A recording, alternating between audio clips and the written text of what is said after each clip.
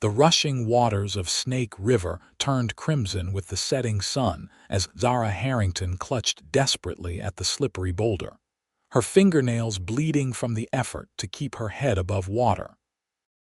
The spring flood of 1872 had turned the normally peaceful river outside Walla Walla, Washington Territory, into a deadly torrent, and Zara, who'd only wanted to wash the dust from her face after the long journey west, now fought for her very life. "Help!" she screamed, her voice barely audible over the roar of the rapids. The current pulled at her skirts, dragging her down like an anchor. The water was so cold it burned her skin, numbing her limbs and stealing her strength with each passing second. Her grip weakened. "Please, somebody help me." From the riverbank, Riley Porter spotted the woman's pale hands gripping the rock, her golden hair floating on the water's surface. Without hesitation, he kicked off his spurs, dropped his hat, and plunged into the churning river fully clothed. His heavy boots and wool trousers immediately waterlogged, threatening to pull him under, but Riley was no stranger to these waters. He'd grown up swimming in this river, knew its moods and currents like an old friend, though today that friend had turned treacherous. "Hold on," he shouted, powerful strokes carrying him toward the woman. The current fought him, but Riley's determination was stronger. He reached her just as her fingers slipped from the rock. Zara felt strong arms encircle her waist as darkness began to creep into the edges of her vision. The cold had sapped nearly all her strength, but she managed to turn her head enough to glimpse her rescuer, a man with dark hair plastered to his forehead, and intense eyes focused only on getting them safely to shore. Riley kicked hard against the current, one arm locked around the woman's waist while his other fought the water. The shore seemed impossibly far, the weight of his soaked clothing and boots dragging them down. For one terrible moment, he feared they would both be lost to the river's fury. "Just a little farther," he grunted, more to himself than to her. Her body had gone limp in his arms, and he prayed he wasn't too late. Finally, his boots scraped against the riverbed. With a final surge of strength, Riley half dragged, half carried the unconscious woman onto the muddy bank. He laid her down gently, panic rising when he saw her blue-tinged lips and still chest. "No, no, no," he muttered, tilting her head back and pressing his ear to her chest. Finding no heartbeat, he began pressing rhythmically on her chest as he'd once seen an army doctor do to a drowned soldier. Water trickled from her mouth, but she remained motionless. "Breathe," he commanded, his voice breaking with desperation. "Please breathe." He continued the chest compressions, refusing to give up on this stranger whose life now meant everything to him. When she finally coughed, expelling river water in painful heaves, Riley nearly wept with relief. He turned her onto her side, supporting her as she retched and gasped for air.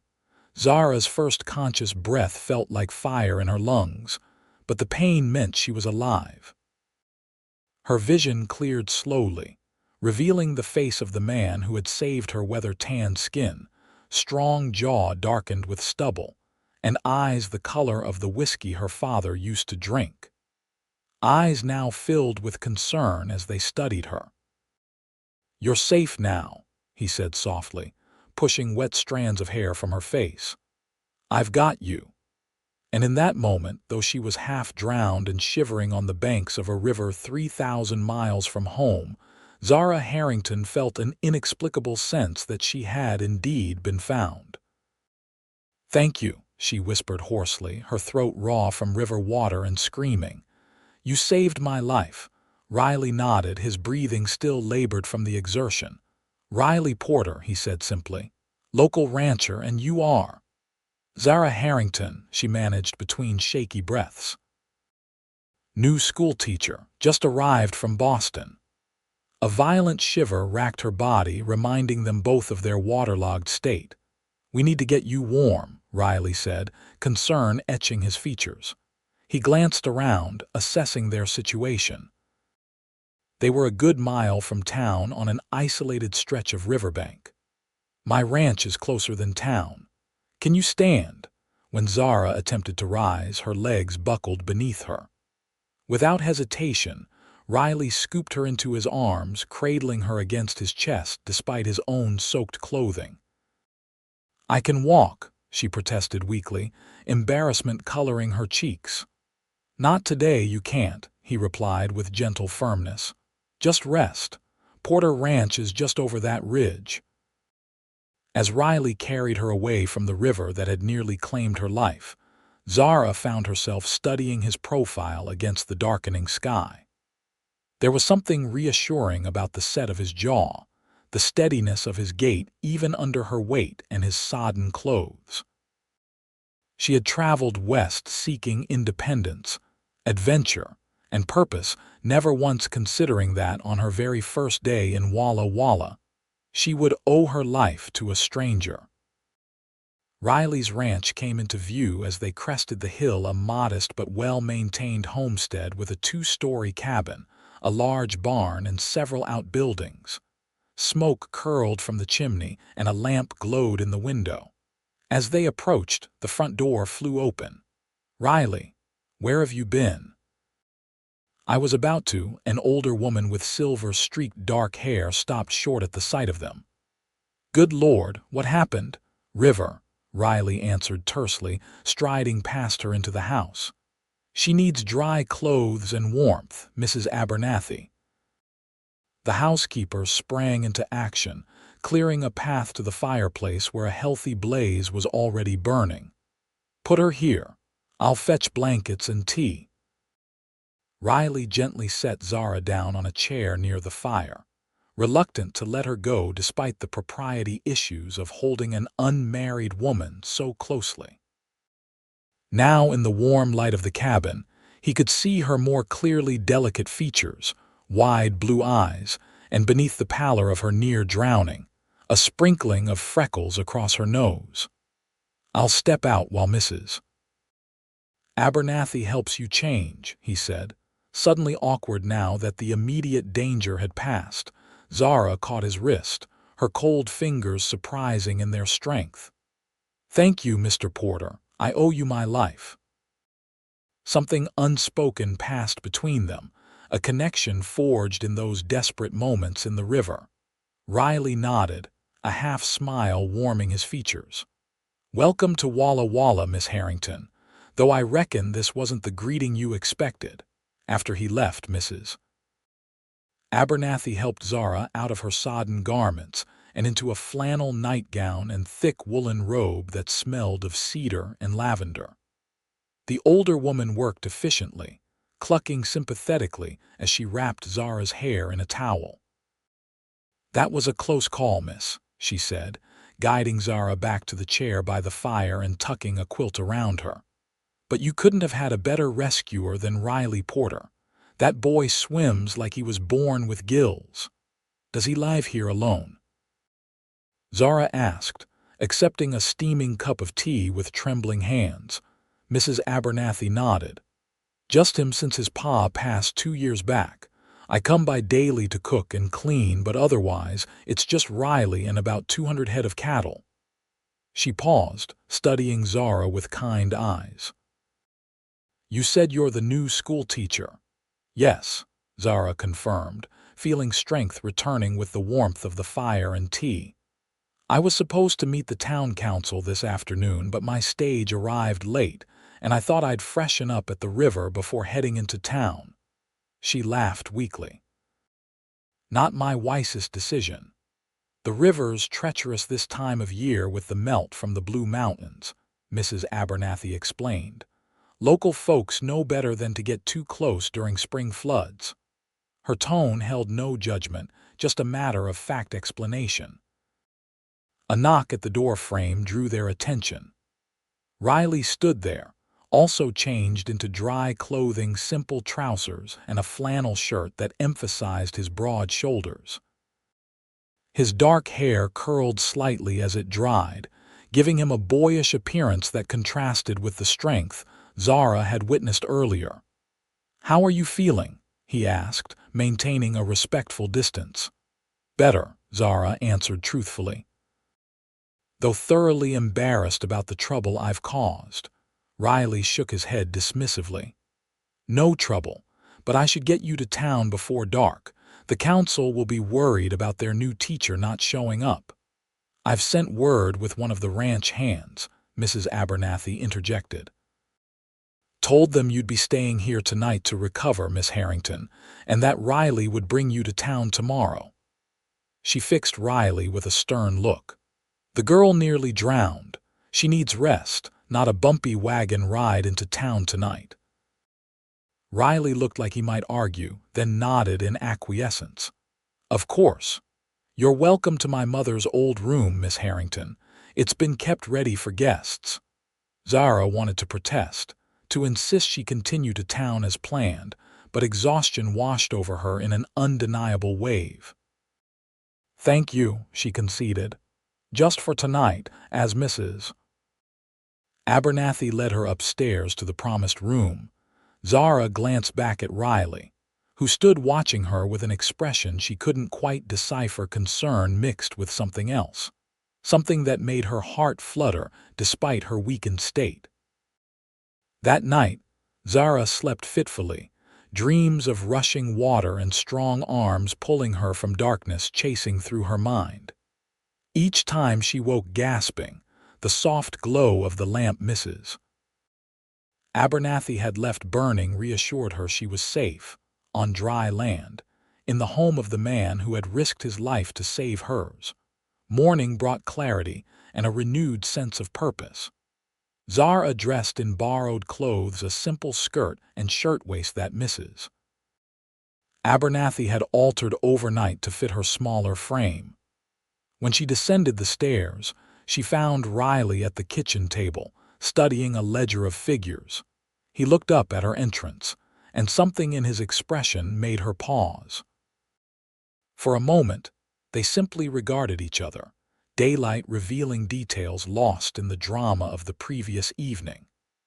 Riley noted the vibrant gold of her hair now that it was dry, while Zara observed the laugh lines at the corners of his eyes despite his serious demeanor. "You look better," he said finally, standing to pull out a chair for her. Mrs. Abernathy left breakfast warming on the stove before she headed home. "You're very kind," Zara said, taking the offered seat. "Both of you." Riley served her a plate of eggs, bacon, and biscuits, then poured coffee for them both. "I thought we'd head into town after breakfast. The schoolhouse has living quarters attached, but they've been empty since old Mr. Finch retired last winter. Might need some airing out." As they ate, conversation flowed more easily than Zara would have expected. Riley asked about her journey west, and Zara found herself sharing more than she'd intended about her parents passing last year, leaving her alone in Boston with few prospects and a yearning for something more meaningful than the marriage her aunt had been trying to arrange. "Teaching seemed the perfect opportunity," she explained. "A chance to build something of my own while doing work that matters." Riley nodded, understanding in his eyes. "That's why I stayed here after my father died. Could have sold up, moved to a bigger town, but this land, what we built here, it matters." After breakfast, Riley harnessed his wagon and helped Zara onto the seat beside him. The day was clear and bright, the river visible in the distance, deceptively peaceful in the morning light. "It's beautiful here," Zara commented as they traveled toward town. "Even after yesterday, I can see why people choose to stay." Riley glanced at her, a hint of surprise in his expression. "Most folks who come from back east find it too wild at first, too much space, not enough civilization." "I find it liberating," Zara admitted. "In Boston, everything felt confined: the streets, the expectations, even the future laid out for me." They fell into comfortable silence as the wagon rolled into Walla Walla proper. The town was bigger than Zara had expected: several streets of established businesses, a proper courthouse, and at least 2 churches. People turned to watch as they passed, curious about the newcomer beside the rancher. "News travels fast," Riley explained, noting her discomfort at the attention. "By now, everyone knows about your river adventure. Small towns run on stories." "Wonderful," Zara muttered. "I'd hoped to make a more dignified first impression." Riley chuckled, the sound warming her despite her embarrassment. "Don't worry. They'll be impressed by your survival more than scandalized by the circumstances. Besides," he added more seriously, "it's not like you chose to fall in." The truth of his words reminded Zara of something that had been nagging at her since she awoke. "Actually, Mr. Porter, I don't quite recall how I ended up in the water. I remember stopping to wash my face, kneeling on a rock, and then—" She frowned, frustrated by the gap in her memory. Riley's expression darkened. "The rock might have been loose. This time of year, the riverbank can be treacherous. Or maybe you just lost your balance." He hesitated, then added, "There's also been talk of sinkholes appearing near the river this spring. The winter was unusually wet." Before Zara could respond, they arrived at the schoolhouse, a sturdy wooden building with large windows and a small bell tower. Beside it stood a modest cottage that Zara assumed would be her new home. A small crowd had gathered, including several official-looking men who stepped forward as Riley brought the wagon to a halt. "Miss Harrington," one of them called, approaching with hand extended. "Walter Cummings, head of the town council. We were mighty worried when you didn't arrive yesterday." Zara accepted his handshake, feeling Riley's steadying presence behind her as she stepped down from the wagon. "I apologize for the alarm, Mr. Cummings. I had a rather unfortunate introduction to your river." "So we heard," another councilman said, eyeing her with frank curiosity. "Lucky that Porter happened by when he did." "Very lucky," Zara agreed, glancing back at Riley with genuine gratitude. The next hour passed in introductions and tours of both the schoolhouse and cottage. Riley remained nearby, occasionally offering information about the town or clarifying points about local customs. Zara found herself repeatedly seeking his gaze, drawing comfort from his quiet presence amidst the flurry of new faces and information. When the council members finally departed, promising to send the town ladies with welcome baskets later that day, Zara and Riley stood alone in the small front yard of the cottage. "Will you be all right here?" he asked, genuine concern in his voice. "It's not much, but it's perfect," Zara interrupted, looking at the cottage with genuine pleasure. It was simple but well built, with a porch where she could sit in the evenings and a small garden patch waiting to be planted. "Far better than the boarding houses I've stayed in since leaving Boston," Riley nodded, seeming relieved. "Good. Well, I should let you get settled then." He turned toward his wagon, then hesitated. "Miss Harrington?" "Yes. There's a social at the Grange Hall Saturday evening. Welcome for the new teacher. I'd be honored to escort you if you'd allow it." The invitation surprised her, though not unpleasantly. "That would be lovely, Mr. Porter, thank you." A genuine smile transformed his serious face. "Riley, please." "Then you must call me Zara," she replied, returning his smile. "Zara," he repeated, as if testing the sound of it. "I'll come by at 6 on Saturday." With a tip of his hat, he climbed into his wagon and drove away, leaving Zara with the strange sensation that something significant had just begun, something that had nothing to do with her new position as Walla Walla's schoolteacher. The days that followed were busy with preparations for the start of classes. The town ladies did indeed arrive with welcome baskets, each visit an opportunity for them to assess the young woman who would be teaching their children. Zara found herself answering the same questions repeatedly about her qualifications, her family background, and inevitably, her harrowing river experience.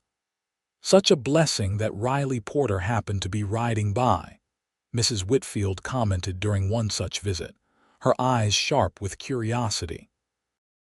He keeps to himself mostly since his father passed, manages that ranch like a man twice his age. How old is Mr. Porter? Zara asked, trying to sound merely conversational as she arranged teacups. 28 last winter, Mrs. Whitfield replied. Old enough to have taken a wife years ago, but he never seems to court any of the eligible ladies. She gave Zara a significant look. Though I hear he's escorting you to the social. Zara felt heat rise in her cheeks. He kindly offered since I'm new in town and know so few people. Mrs. Whitfield hummed noncommittally. Well, it's caused quite a stir. Riley Porter actually attending a social, let alone escorting someone.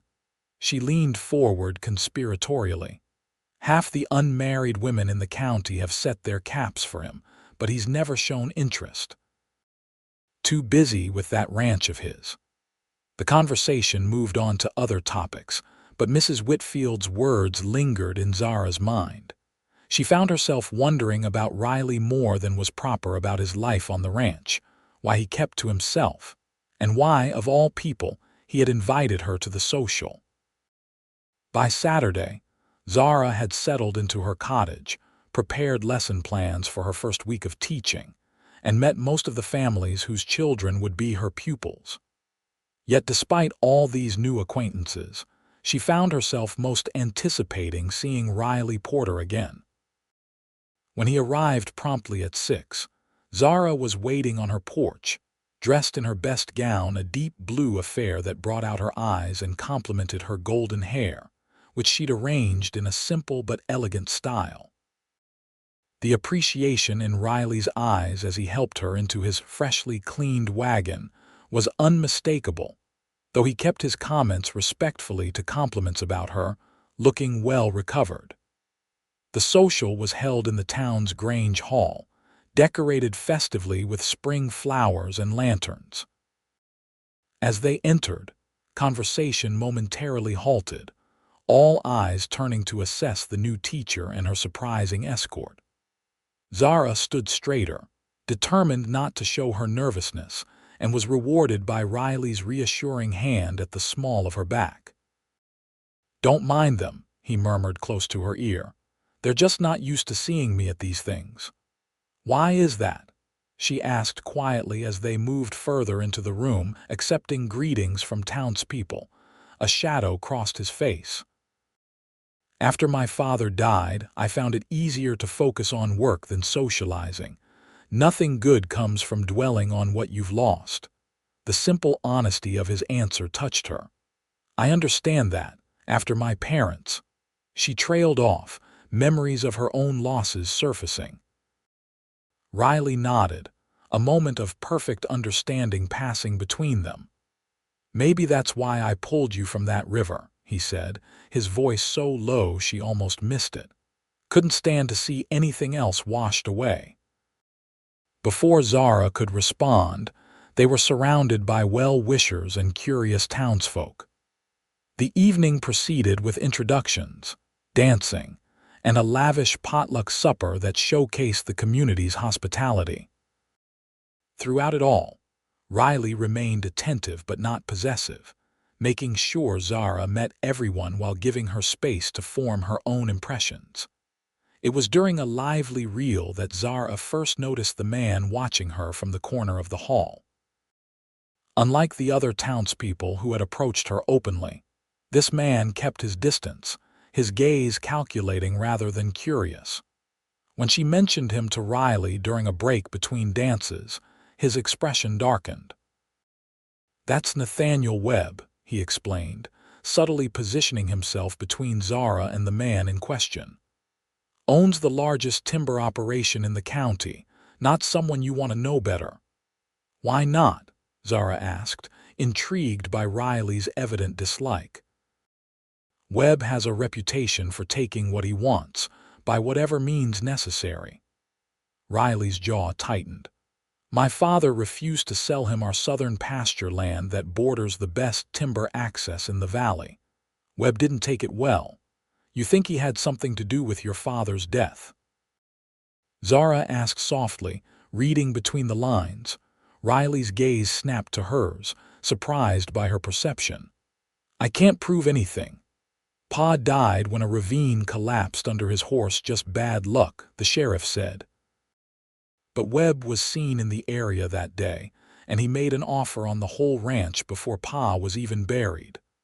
Zara laid a hand on his arm, feeling the tension in his muscles. "I'm sorry, Riley."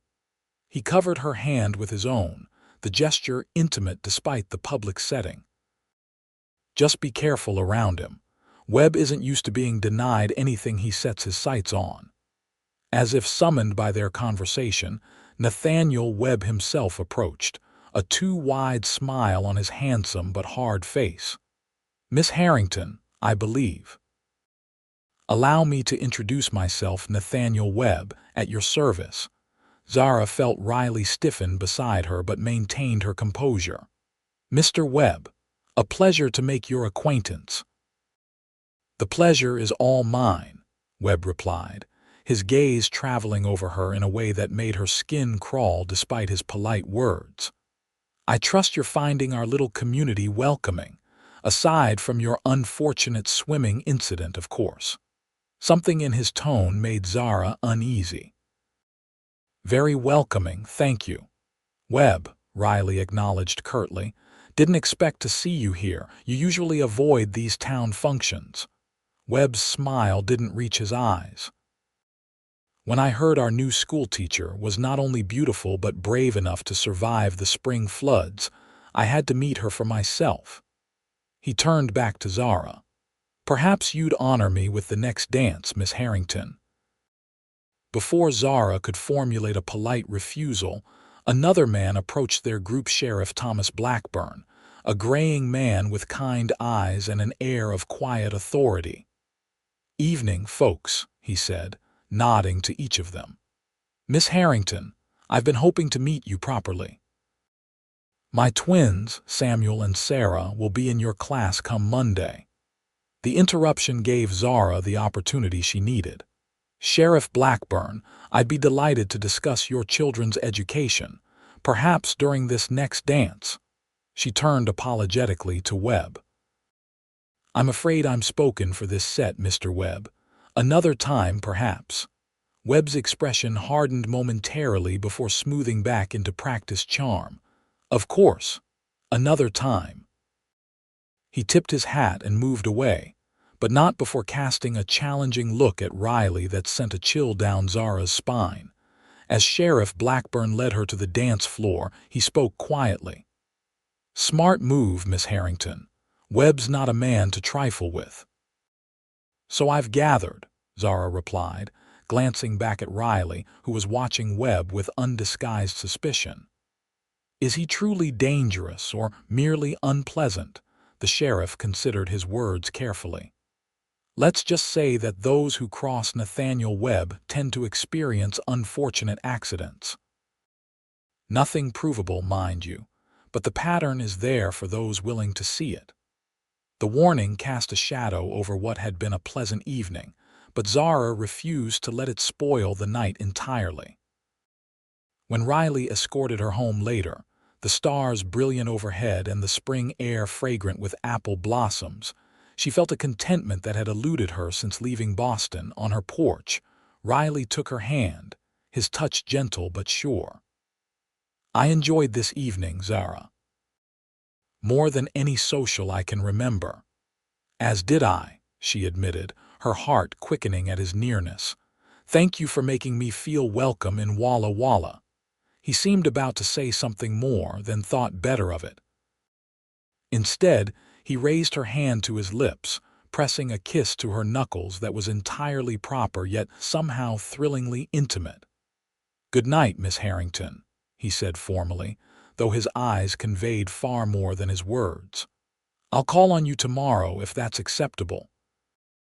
Perhaps a Sunday drive after church."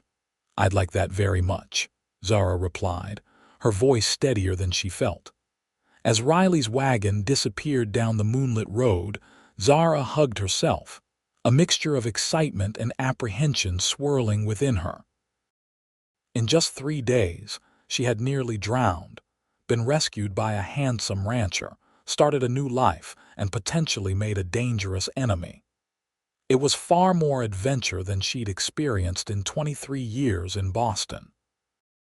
What she didn't realize was that her adventures in Walla Walla were only just beginning. The next morning dawned clear and warm, a perfect spring Sunday. Zara dressed carefully for church, aware that this would be her first formal introduction to many in the community. The blue bonnet she chose complemented her eyes and the simple but elegant dress she'd brought from Boston. As promised, Riley appeared after the service, his wagon polished and a picnic basket visible on the seat.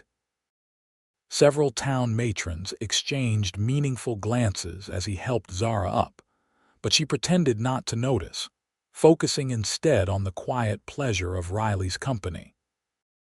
They drove into the rolling hills outside town, the landscape opening up into a panorama of wildflower-dotted meadows and distant mountains. Riley pointed out landmarks: the Blue Mountains to the east, the route to Oregon to the west, and closer by, the boundaries of his own ranch. "It's beautiful," Zara said sincerely, as they stopped atop a gentle rise overlooking a bend in the river far enough upstream from her accident site to feel safe, but close enough that she felt a shiver of recognition. Riley spread a blanket beneath a lone oak tree and unpacked the basket misses. Abernathy had prepared fried chicken, biscuits, apple pie, and a jug of sweet lemonade. As they ate, he told stories of growing up in the valley, of learning ranching from his father, and of his dreams to expand the cattle operation now that the railroad had made shipping to eastern markets more viable. "What about you?" he asked eventually.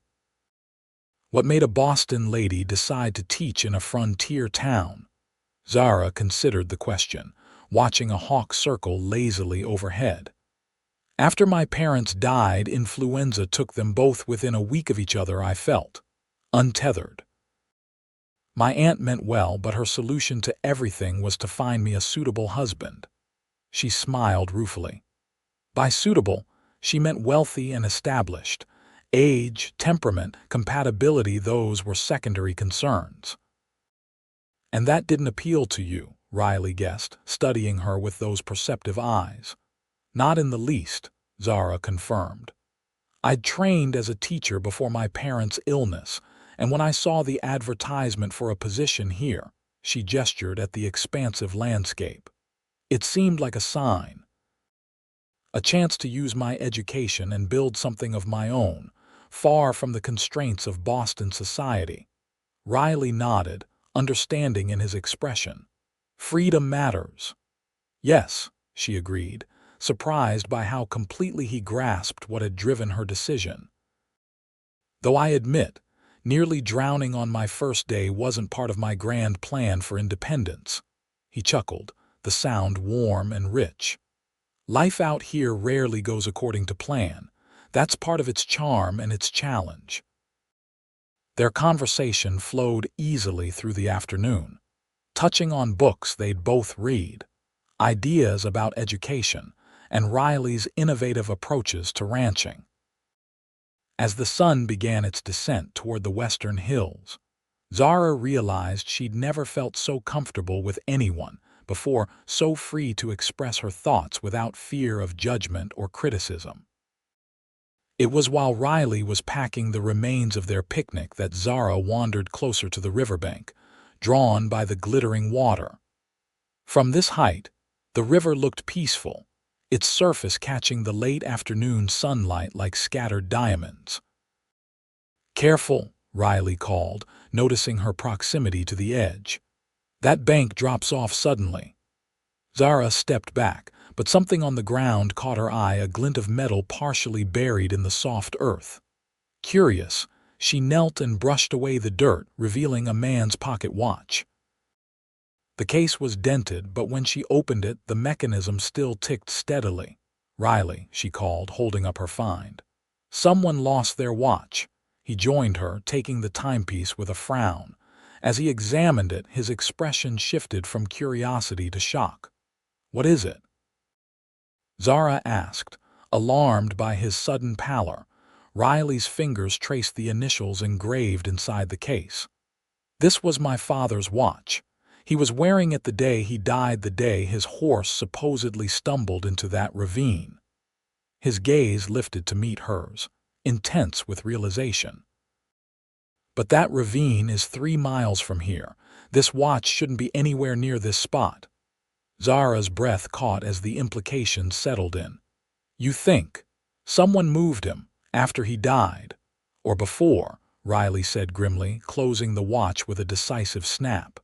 "This changes everything, Zara. If Pa didn't die where they found him, then it wasn't an accident," she finished softly, the peaceful afternoon suddenly darkened by the shadow of old violence. Riley's jaw tightened, his eyes scanning the surrounding landscape as if seeing it anew.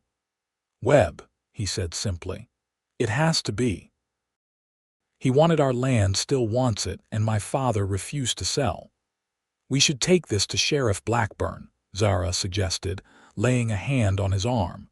"The watch is evidence." Riley covered her hand with his own, his touch conveying gratitude for her immediate alignment with his cause. "Yes. But Webb has friends in the county offices. We'll need to be careful how we proceed." They packed up quickly, the easy mood of their picnic replaced by purpose and a hint of anxiety. As they drove back toward town, Riley kept the watch in his pocket, occasionally touching it as if to reassure himself of its presence. "I never believed it was an accident," he confided as they neared Walla Walla. "Pa was too experienced a rider, knew the land too well, but without evidence." He shook his head.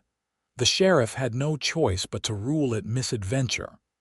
Zara watched his profile, noting the determination that had replaced his earlier shock. "What will you do if Webb is responsible?" "See him face justice," Riley answered without hesitation. "Legal justice, if possible." The implication that he might consider other forms of retribution if legal channels failed troubled Zara, but she understood his pain. "We'll start with the sheriff," she said firmly. "Together." His gaze softened as he looked at her. "Together," he agreed, the word carrying more meaning than either was ready to acknowledge. When they reached Sheriff Blackburn's office, they found him reviewing wanted posters, his reading glasses perched on his nose. He looked up in surprise at their entrance. "Miss Harrington, Porter. Didn't expect to see you folks on a Sunday evening." His shrewd eyes noted their serious expressions. "Something wrong?" Riley placed the watch on the sheriff's desk. "We found this today at the bend in the river near Settler's Oak. It's my father's." Blackburn picked up the timepiece, recognition dawning in his eyes. "James Porter's watch. I remember it well." He frowned, looking up at Riley. "But your father's body was found in Coyote Ravine, clear on the other side of your property." "Exactly," Riley said, leaning forward intently. "Which means either he wasn't killed by the fall, or he didn't fall there at all." The sheriff removed his glasses, rubbing the bridge of his nose thoughtfully. "That's a serious implication, Riley. You're suggesting your father's death wasn't accidental and that someone moved his body afterward.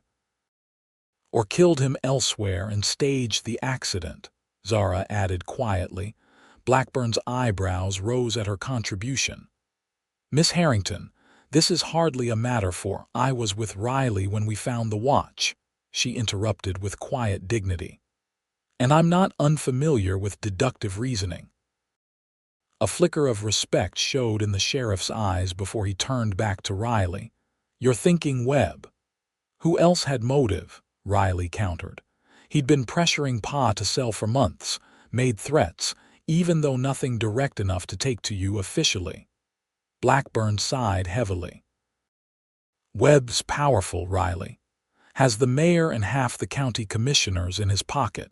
We'd need more than a watch in the wrong location to make accusations stick. Then we'll find more, Riley declared, his determination unwavering. The sheriff studied him for a long moment, then nodded slowly. I'll make some discreet inquiries, see if anyone remembers anything unusual about that day. Meanwhile, he fixed Riley with a stern look. Don't do anything foolish. Webb's not a man to confront without solid evidence. As they left the sheriff's office, darkness had fallen over Walla Walla, the streets quiet with Sunday evening stillness. Riley insisted on escorting Zara to her cottage, his protective instincts heightened by their discovery. On her porch, he paused, conflict evident in his expression. I'm sorry, Zara. This isn't what I intended for our afternoon. She shook her head firmly. Don't apologize. Finding that watch, it's important, Riley. It might be the key to learning the truth about your father. Still, he said softly, I'd have preferred to spend the day simply enjoying your company, not dragging you into old grievances. You didn't drag me anywhere, Zara replied with equal softness. I'm exactly where I choose to be. The moment hung between them, fraught with unspoken emotions. Riley's gaze dropped to her lips, and for a heartbeat, Zara thought he might kiss her. Instead, he took her hand and pressed it warmly between both of his. Thank you, he said simply, for believing me, for standing with me today. Always, she promised, the word slipping out before she could consider its implications. His eyes widened slightly, registering the depth of her commitment, and his grip on her hand tightened momentarily before he released it. Good night, Zara. Lock your doors tonight. As she watched him walk away, Zara felt the weight of his concern like a physical thing. Whatever they had started to build between them had just become entangled with something darker and potentially dangerous. Yet strangely, she felt no regret, only a growing certainty that their paths had crossed for reasons beyond chance or coincidence. The next morning brought the start of the school term, and Zara threw herself into her duties with enthusiasm, determined not to let yesterday's discoveries distract her from the 37 children now under her care. The schoolhouse buzzed with energy as students ranging from 6 to 16 found their seats, eyeing their new teacher with varying degrees of curiosity and trepidation. Good morning, Zara greeted them, her voice clear and confident despite the butterflies in her stomach. I'm Miss Harrington, and I'm delighted to be your teacher. The day passed in a blur of assessments, introductions, and establishing routines. Zara was pleased to find most of the children well-behaved and eager to learn, though a few of the older boys tested boundaries with whispers and small disruptions. By dismissal time, she felt she'd made a promising start. As the last student departed, Zara began organizing her desk for tomorrow's lessons. The sound of approaching footsteps made her look up, expecting perhaps a parent with questions, only to find Nathaniel Webb standing in the doorway. Miss Harrington, he greeted smoothly, removing his hat. I trust your first day of teaching went well, Zara straightened, uncomfortably aware that they were alone in the schoolhouse. Mr. Webb, yes, thank you. The children are a credit to the community. Webb smiled, though it didn't reach his eyes. Indeed, Walla Walla prides itself on its community spirit. He stepped further into the room, his gaze sweeping over the classroom before returning to her. I understand you spent yesterday with Riley Porter. The statement, delivered casually but with unmistakable interest, put Zara instantly on guard. Mr. Porter has been kind enough to show me some of the local landmarks, she replied carefully. Has he now? Webb twirled his hat in his hands, the gesture at odds with the intensity of his gaze. Did those landmarks include the northern bend of the Snake River by chance? Zara's heart skipped a beat, but she kept her expression neutral. We had a picnic by the river, yes. Interesting spot for a picnic, Webb commented. Quite isolated. Is there something specific you wish to discuss, Mr. Webb? Zara asked directly, tiring of his veiled insinuations. I have lesson plans to prepare. Webb's smile thinned at her directness. Merely offering friendly advice, Miss Harrington. As a newcomer, you may not be aware of local situations. Riley Porter harbors certain unfounded grievances against me, grievances that might color his perspective on many matters. I form my own impressions, Mr. Webb, Zara replied evenly. As you should, he agreed smoothly. But consider this. A schoolteacher's position depends on community trust. Associating too closely with someone known for making controversial accusations might undermine that trust. His tone remained pleasant, but the threat was unmistakable. Zara felt anger rise within her, burning away her initial apprehension. Are you suggesting the town council would dismiss me for choosing my own friends, Mr. Webb? Not at all, he replied, replacing his hat. Merely observing that small towns have long memories and strong opinions about propriety, particularly regarding unmarried lady teachers. He moved toward the door, then paused. Oh, and should you happen upon any interesting artifacts during your outings with Porter, I'd be fascinated to hear about them. I'm something of a local history enthusiast. With that parting shot, he departed, leaving Zara shaken but resolute. Webb clearly knew or suspected they had found something significant yesterday, and was warning her away from further involvement. She gathered her things quickly and hurried to her cottage, locking the door behind her. Her hand trembled slightly as she lit the lamps against the gathering dusk. Webb's visit had been calculated to intimidate, and she couldn't deny its effectiveness. Yet beneath her unease burned indignation and a deepening conviction that Riley's suspicions about his father's death were justified. A knock at her door startled her from these thoughts. "Who is it?" she called, approaching cautiously. "Riley," came the reply, his voice a welcome comfort after Webb's threatening presence. She opened the door to find him holding a small bouquet of wildflowers, his expression brightening at the sight of her. The simple gesture touched her deeply. "For your first day of teaching," he explained, offering the colorful blooms. "I thought you might," he stopped, noticing her troubled expression. "What's wrong?" "Nathaniel Webb paid me a visit after school," Zara explained, ushering Riley inside and closing the door firmly. "He asked about our picnic yesterday, specifically mentioned the river bend." Riley's face darkened as she recounted Webb's thinly veiled threats. "He's worried," he concluded when she finished. "The watch must be more significant than we realized." "He knows we found something," Zara agreed, arranging the wildflowers in a small vase. "But how?" "Webb has eyes everywhere," Riley said grimly. "Someone could have seen us at the sheriff's office, or," he broke off, a new thought occurring to him, "or he already knew the watch was there." Zara sat down abruptly as the implication sank in. "You think he deliberately left your father's watch where it might eventually be found? But why?" Riley paced the small sitting room, his agitation palpable. "I don't know. Maybe as some kind of twisted trophy. Or perhaps he thought no one would ever connect it to my father after so much time." "We need to be careful," Zara cautioned. "Webb made it clear that my position as teacher could be jeopardized if I continue associating with you." Riley stopped pacing, his expression stricken.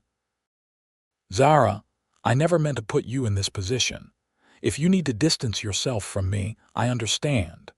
She rose and approached him, taking both his hands in hers with a decisiveness that surprised them both. "Riley Porter, I am not so easily intimidated. If Webb thinks threatening my job will make me abandon you or the truth about your father, he's sorely mistaken." The conviction in her voice seemed to stun Riley momentarily, before a slow smile spread across his face, the first genuine smile she'd seen from him since their picnic. "You're remarkable," he said softly, squeezing her hands. "But I won't let you face consequences alone. We'll be careful, gather evidence properly through the sheriff." "Agreed," Zara nodded, though she didn't release his hands. "Now tell me, how was your day? Did you speak with the sheriff again?" As they settled on her small sofa, sharing the events of their respective days, Zara felt a curious sense of rightness despite the circumstances. In just a few short days, Riley had become essential to her life in Walla Walla, not just as her rescuer or guide to the community, but as someone whose thoughts and concerns mattered deeply to her. When he finally left that evening, promising to call again soon, Zara found herself lingering on the porch, watching his tall figure disappear down the darkened street. Whatever dangers lay ahead, whatever Webb might attempt, she knew with growing certainty that what was developing between her and Riley was worth protecting, worth fighting for, if necessary. The following days settled into a rhythm, Zara teaching by day and preparing lessons by night, Riley tending his ranch and making discreet inquiries about his father's death. They saw each other often, sometimes meeting publicly at the mercantile or church functions to avoid drawing additional attention, other times sharing private conversations on Zara's porch after dark. A week after finding the watch, Riley arrived at Zara's cottage with news. Sheriff Blackburn had discovered that one of Webb's former timber workers, now living in Pendleton, had been drinking heavily and making cryptic comments about Webb's secret, and that rancher who wouldn't sell. "The sheriff's riding to Pendleton tomorrow to question him," Riley explained, his expression animated with cautious hope. "If this man knows something about my father's death and is willing to testify, it could be the evidence you need," Zara finished, sharing his excitement. "Oh, Riley, this could change everything." That evening, they allowed themselves to dream beyond the shadow of Webb's threats, speaking of the future, of Riley's plans for the ranch, of Zara's hopes for the school. As twilight deepened into night, their conversation grew more personal, touching on dreams neither had shared with anyone else. "I've always wanted children," Riley admitted, gazing into the distance. "A house full of them, like my parents had before my brothers died of fever. The ranch gets mighty quiet with just me rattling around in it." "I understand," Zara said softly. "Teaching satisfies something in me, but at the end of the day, when the children go home to their families—" She trailed off, not needing to complete the thought. Their eyes met in the lamplight, an unspoken understanding passing between them. Riley reached out slowly, brushing a strand of hair from her face with a gentleness that made her breath catch.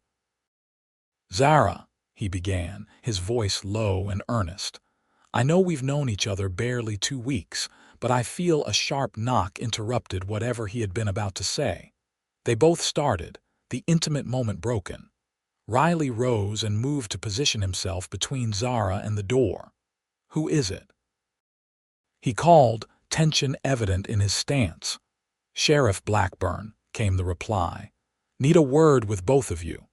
They exchanged concerned glances before Zara opened the door to admit the sheriff, whose grave expression immediately set alarm bells ringing.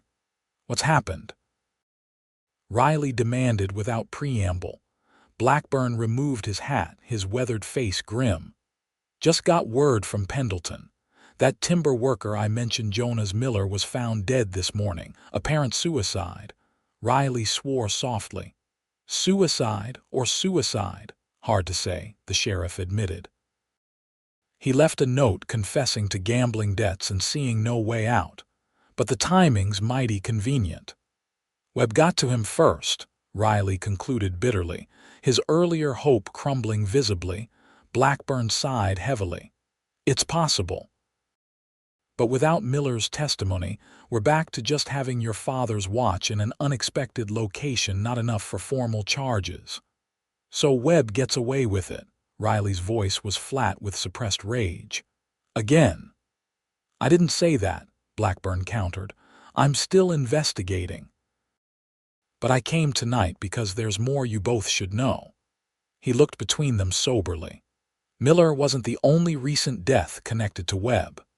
Last month, a surveyor who'd been mapping property boundaries along the river disappeared, his body washed up near the Dalles with a head wound. Zara gasped softly. You think Webb killed him too? Can't prove anything, Blackburn hedged, but the timing aligns with Webb's recent push to acquire more riverfront property, including renewed pressure on you, Riley. A terrible suspicion formed in Zara's mind. Sheriff, she said slowly, the day I arrived, the day I fell into the river, I remember now that I thought I heard someone behind me just before I went in. I assumed it was just the wind in the trees, but... She looked at Riley, whose face had gone pale with understanding. You think Webb tried to kill you? Riley's voice was deadly quiet. But why? You just arrived, had no connection to his plans. Not to Webb's knowledge, Blackburn said thoughtfully, but consider the timing. Zara arrives on the very day Webb makes his latest offer for your land, Riley. An offer you rejected that morning, correct? Riley nodded slowly, the pieces falling into place. He could have seen Zara coming off the stage, followed her to the river, thinking she was connected to me, somehow a relative, perhaps, coming to help me fight his land grab. So he pushed her in, Blackburn concluded grimly, expecting the river to do his dirty work. Zara shuddered at how close Webb had come to succeeding. If Riley hadn't happened to be riding nearby, if he hadn't been such a strong swimmer. I want you both to be extremely careful, the sheriff warned. Webb's clearly escalating, and now he knows you're looking into your father's death, Riley. Plus, he's seen how close you two have become. He looked meaningfully between them. He might try again. After Blackburn departed, promising increased patrols near both Zara's cottage and Riley's ranch, a heavy silence fell. The evening that had begun with such hope and tender possibility now felt shadowed by Webb's malevolence. I should go, Riley said finally, rising from where he'd sat motionless during the sheriff's revelation. You'll be safer if I'm not here. Zara caught his arm. No, she said firmly. Webb already knows we're friends. Separating now won't make either of us safer, it will just make us easier targets. Riley stared down at her, conflict evident in his expression. Zara, if anything happened to you because of me, nothing will happen, she interrupted, conviction in her voice. We'll be careful, as the sheriff advised, but we'll be careful together. She tightened her grip on his arm. I refuse to let Webb dictate my choices, Riley. I refuse to let fear win. Something shifted in Riley's eyes, admiration mingling with a deeper emotion he couldn't yet name. Slowly, deliberately, he covered her hand with his own. Together then, he agreed, the words carrying the weight of a vow. That night marked a turning point in their relationship. Though Riley still returned to his ranch, rather than compromising Zara's reputation by staying, something had solidified between them, a partnership forged in shared danger and mutual resolve. The following days passed in heightened vigilance. Riley began escorting Zara to and from the schoolhouse, and Sheriff Blackburn arranged for one of his deputies to ride past her cottage several times each night. They were careful never to travel alone and to keep others informed of their whereabouts. Meanwhile, despite Webb's implicit threats, Zara and Riley continued to be seen together publicly at church, at the general store, occasionally dining at the town's small restaurant. If Webb hoped to intimidate them into separation, he had badly misjudged their characters. It was during one such dinner, nearly 3 weeks after Zara's arrival in Walla Walla, that Riley finally gave voice to what had been growing between them. "I've been thinking," he began, uncharacteristically hesitant, "about what happens after assuming we find justice for my father and stop Webb." Zara set down her fork, giving him her full attention. "What have you been thinking?" Riley met her gaze directly. "That I don't want to go back to living alone on that ranch. That meeting you saving you from that river changed everything for me." He took a deep breath. "I know it's fast, probably too fast by proper standards, but I can't imagine my life without you in it now, Zara." Her heart quickened at his words, at the vulnerability in his expression. "It doesn't feel too fast to me," she admitted softly. "These weeks with you, despite everything that's happened, have been the most real, the most right of my life." Hope bloomed in Riley's eyes. "Then you might consider. That is, would you think about?" "Yes," Zara said simply, a smile spreading across her face. "Whatever you're trying to ask, Riley Porter, the answer is yes." Relief and joy transformed his features. He reached across the table to take her hand, heedless of the curious glances from other diners. "I'm asking if you do me the honor of becoming my wife, Zara Harrington." "Not right away, not until this business with Webb is resolved, but soon." "Yes," she repeated, her voice stronger. "I would be proud to be your wife, Riley." The moment of pure happiness between them was so complete that neither noticed the figure watching from across the street, Nathaniel Webb. His face twisted with rage as he observed their evident joy. They might have been more cautious had they seen him, might have taken different paths home that night. As it was, their first warning came as they approached Zara's cottage, and Riley tensed suddenly, pulling her to a stop. "The lamp," he whispered urgently. "I extinguished it when we left, but it's burning now." Zara peered through the darkness, seeing the telltale glow through her front window. "Someone's inside," she breathed, fear prickling along her spine. Riley drew her back into the shadows. "We need to get to the sheriff's office." But before they could retreat, the cottage door opened and Nathaniel Webb himself emerged, a satisfied smile on his face as he spotted them in the moonlight. "Porter, Miss Harrington," he called pleasantly, as if greeting them at a social function. "How fortunate. I was just leaving you a note, but this is much better. We can speak directly." Riley pushed Zara slightly behind him, his stance protective. "You're trespassing, Webb." "A minor indiscretion," Webb dismissed with a wave. "Especially compared to the accusations you've been making about me around town. Quite slanderous, really." His tone remained conversational, but an undercurrent of menace ran through his words. "What do you want?" Riley demanded, his body tense with readiness. Webb stepped further into the yard, and Zara noticed with alarm that his right hand rested casually near his coat pocket, potentially concealing a weapon. "The same thing I've always wanted, Porter. Your land." Webb's pretense at civility was slipping. "The southern pasture, specifically. It's the key to accessing the best timber in the county, and your stubborn father refused to see reason. As do you." "So you killed him," Riley stated flatly, the accusation hanging in the night air between them. Webb's smile turned cold. "A tragic accident, as the official record states. Just like the one that nearly befell your lovely teacher here." His gaze shifted to Zara.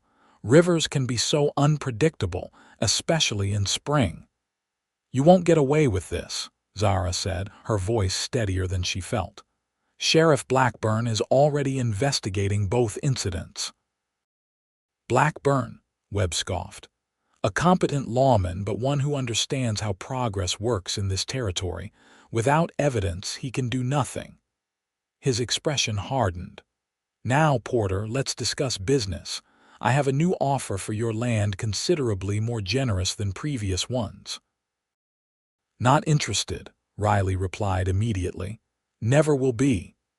Webb sighed as if disappointed by a child's stubbornness. I thought you might say that, which is why I've prepared an alternative proposition. His hand emerged from his pocket holding a pistol, which he leveled at Zara. Sign the deed tonight, or Miss Harrington will have another unfortunate accident, one she won't survive this time. Zara felt Riley go rigid beside her, fury and fear warring in his posture. You're insane, he growled. Threatening a woman in the middle of town. Someone will hear the shot. Perhaps, Webb conceded, but I'll be long gone before anyone investigates, with a signed deed in my possession and a tragic story about finding you both attacked by bandits.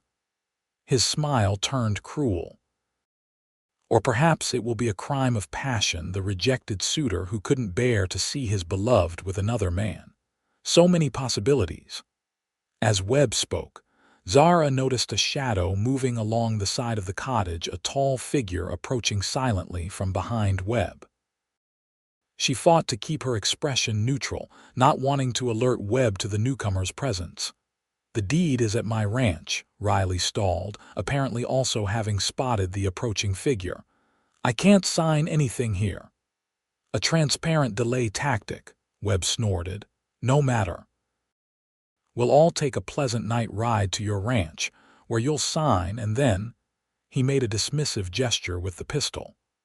Well, let's just say the newlyweds-to-be will have a tragic ending to their romance. I don't think so, Webb, came Sheriff Blackburn's voice as he stepped into view, his own gun trained steadily on the timber baron. Drop the pistol. You're under arrest. Webb's face contorted with rage, his gun hand wavering between its targets. For a moment, Zara thought he might shoot anyway, taking at least one of them with him. But self-preservation won out. Slowly, Webb lowered his weapon. On what charges, Sheriff? He asked, his voice tight with controlled fury. I was merely having a conversation with attempted murder, for starters. Blackburn cut him off, approaching cautiously to retrieve Webb's gun. Threatening Miss Harrington just now, attempting to drown her 3 weeks ago. And based on your own admission about the accident involving James Porter, I'm adding murder charges as well. Webb's composure cracked. You have no proof. It's their word against mine, and I'm a respected businessman while he's just a rancher and she's a witness. Blackburn interrupted again. As am I, to your threats tonight at minimum. He produced handcuffs from his belt. And as for proof about James Porter's death, turns out Jonas Miller didn't just leave a suicide note. He left a sealed confession with his brother, to be opened in the event of his unexpected death. A confession detailing how you paid him to lure James Porter to Coyote Ravine and stage an accident. The color drained from Webb's face. Miller was a drunk.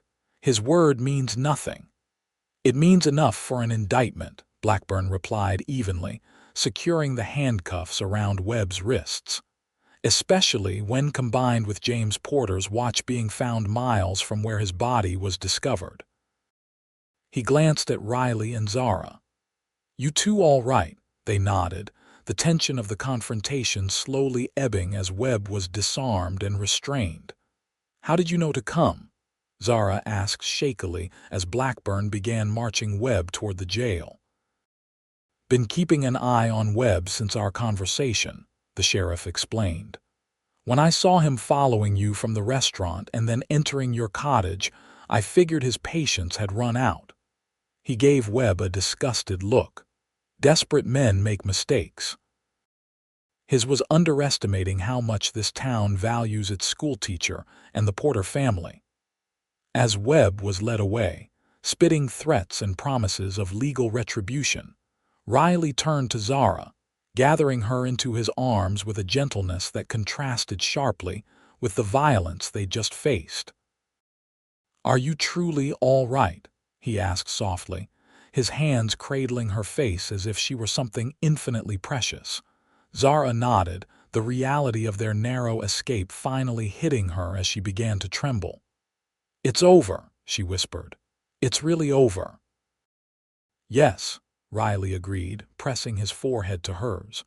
"Webb will face justice, and my father can rest in peace."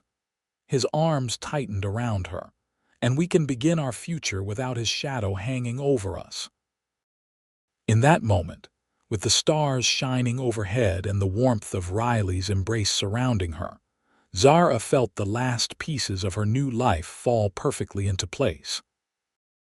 What had begun with a desperate struggle in a raging river had transformed into something beautiful and lasting, a love born of courage, honesty, and the determination to stand together against whatever challenges life might bring.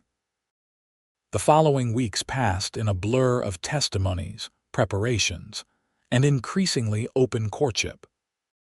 Webb's trial was swift by territorial standards, the evidence against him strengthened by Miller's written confession, and the testimony of several timber workers who came forward once their boss was behind bars, leaving little room for doubt. The verdict of guilty on all charges brought a sense of closure to Riley and justice for his father at last. With that shadow lifted, Riley and Zara's engagement became official. The town of Walla Walla, far from objecting to their whirlwind romance, embraced it as a fitting conclusion to the drama that had unfolded in their midst. The schoolteacher saved from drowning and the rancher who had risked his life to save her, it was, as Mrs. Whitfield declared to anyone who would listen, better than any dime novel romance. Their wedding took place that autumn, when the wheat fields surrounding Walla Walla turned golden and the orchards were heavy with fruit. The ceremony in the white clapboard church was attended by nearly the entire town, with Sheriff Blackburn standing proudly as Riley's best man, and Mrs. Abernathy weeping joyfully in the front pew. Zara wore a gown of ivory satin with delicate lace at the collar, and cuffs, a gift from her students' mothers, who had pooled their resources and sewing skills to create a dress worthy of their beloved teacher. As she walked down the aisle toward Riley, who waited with undisguised adoration in his eyes, Zara reflected on the extraordinary journey that had brought her to this moment. From the terror of drowning in the Snake River to the security of Riley's arms, from being a stranger in a frontier town to becoming an essential part of its fabric, from seeking independence to finding partnership, every step, even the dangerous ones, had led her exactly where she was meant to be. "Dearly beloved," the minister began, his voice carrying through the packed church, "we are gathered here today to witness the union of two souls brought together by providence and preserved through peril." Riley took her hand, his touch conveying everything words could not: gratitude, love, and the promise of a lifetime together. As they exchanged vows, their voices clear and sure, the memory of that first desperate meeting in the river seemed both distant and immediate, the foundation upon which everything else had built. "I now pronounce you husband and wife," the minister declared at last. "What God has joined together, let no man put asunder." The kiss they shared was both a culmination and a beginning, the first of countless such moments that would fill their lives together. The celebration afterward at Porter Ranch featured tables laden with food, music from local fiddlers, and dancing that continued well into the night. Zara and Riley moved through the festivities hand in hand, accepting congratulations and well wishes from friends who had become like family in the span of a few short months. As twilight deepened and stars appeared overhead, Riley led Zara away from the party to a quiet spot beneath the same oak tree where they had shared their first picnic. In the distance, the Snake River gleamed silver in the moonlight, no longer a source of fear but a reminder of how precious and unexpected life could be. "Happy, Mrs. Porter?" Riley asked softly, his arms encircling her waist. "Completely," Zara answered, leaning into his embrace.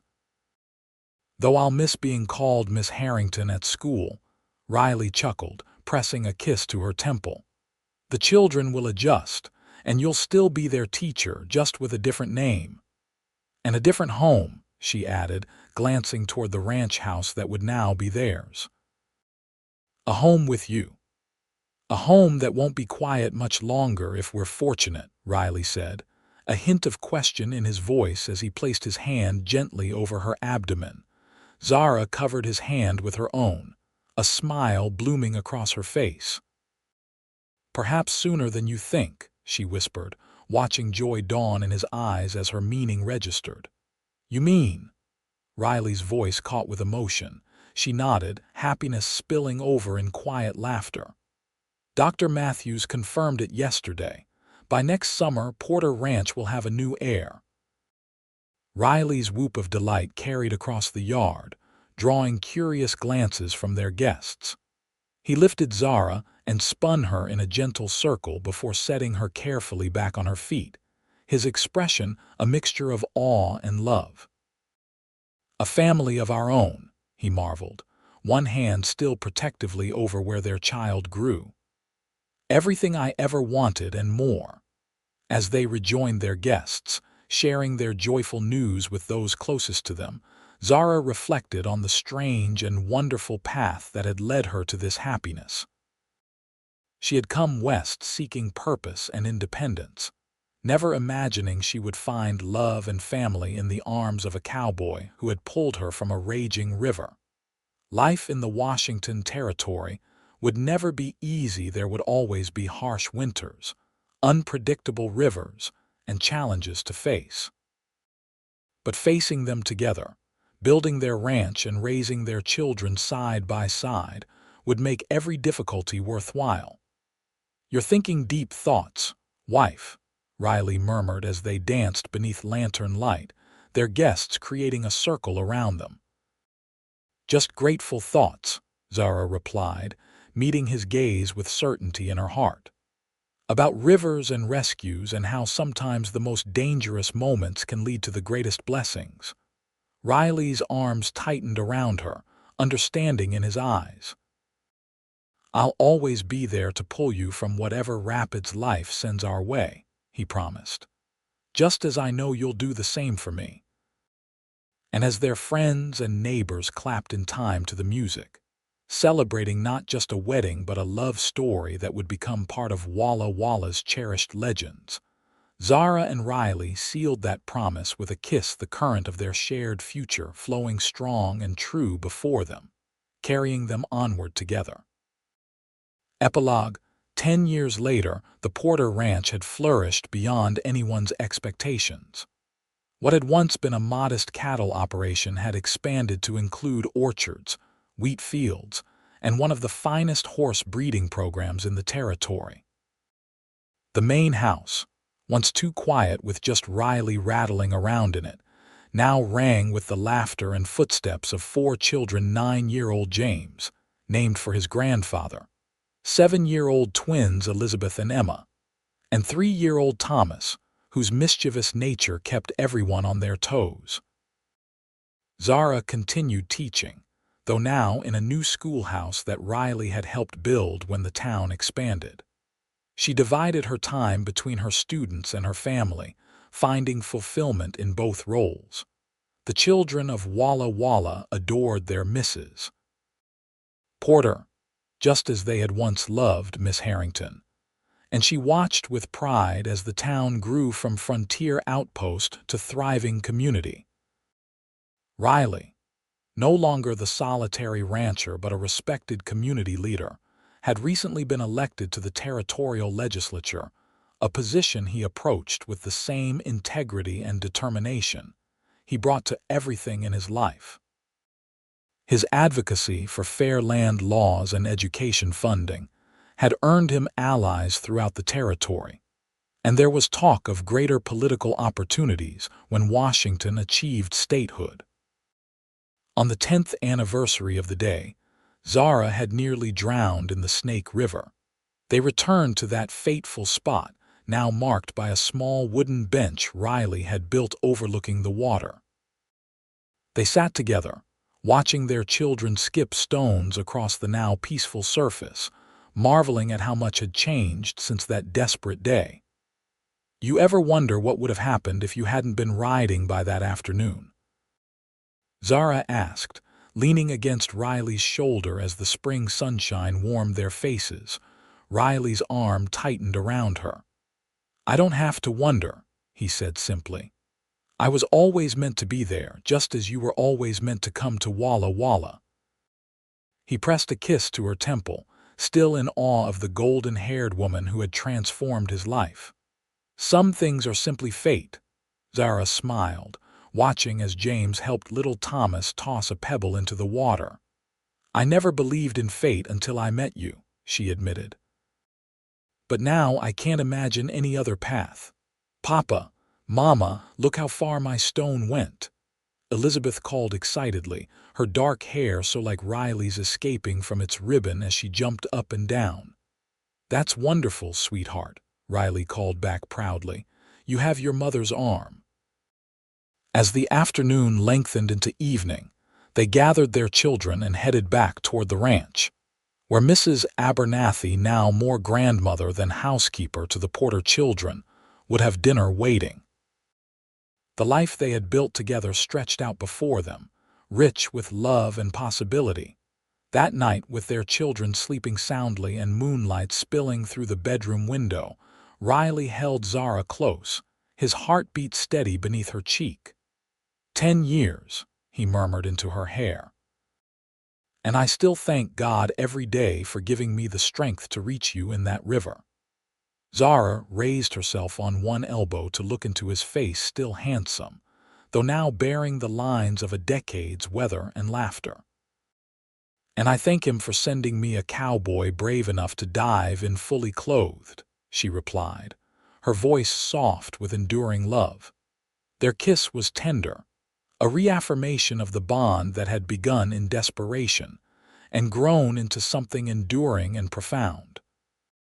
Outside their window, the distant murmur of the Snake River continued its eternal journey through the valley, no longer a dividing line or source of danger, but a reminder of beginnings, of rescue, and of a love strong enough to weather any storm that life might bring.